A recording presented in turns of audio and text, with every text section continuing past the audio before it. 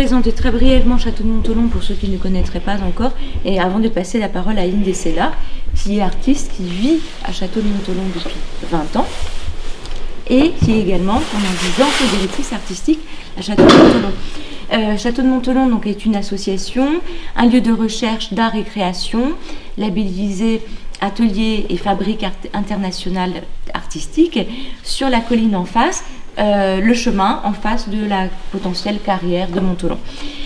Montelon est un lieu de recherche artistique fondé il y a maintenant 32 ans et qui accueille environ 150 artistes du monde entier, entre local, national, international, par année. Des artistes qui sont logés sur place, mais également 3 familles qui vivent à l'année sur place avec leurs enfants. Et moi-même membre du conseil d'administration de Château de Montelon et habitante de Montréal, je préfère laisser la parole à Inde Sella qui connaît très bien le terrain.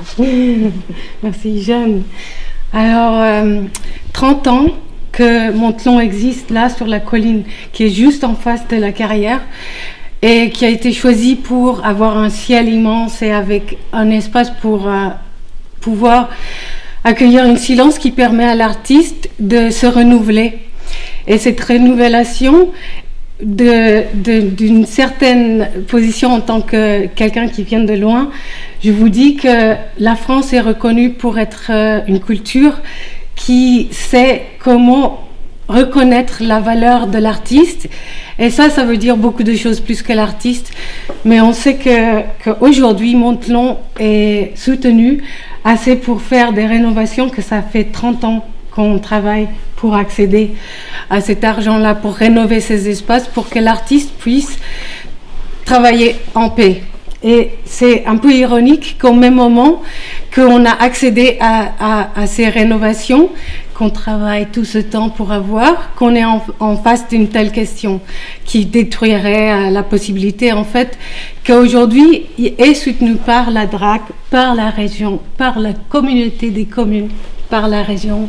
Et tout ça, c'est un langage qui est pour moi un peu différente, mais que je parle aujourd'hui grâce à ce processus de devenir un peu dans votre culture.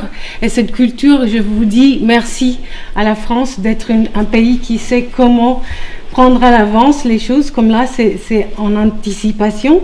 Et si on est au bon moment, c'est possible de se réveiller et c'est possible aussi de rester dans quelque chose qui est précieux pour toute la France.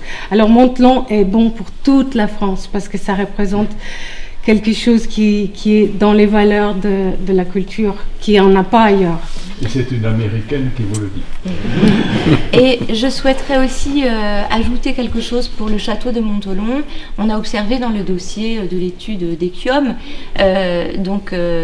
on va dire la modeste proposition de tirs de mine à fréquence de 1 à 2 par mois, qui ne sont pas garantis sur la fréquence. Mais en tout cas, on a aussi observé que ces tirs de mine sont interdits à moins de 350 mètres d'habitation. Or, l'entrée de Montelon est à 307 mètres sur le plan du cadastre. Donc, c'est aussi une anomalie qu'on a remarquée. On a des habitations, évidemment, à Montelon, comme on l'a dit précédemment, qui sont donc dans le périmètre de ces tirs de mine. Merci.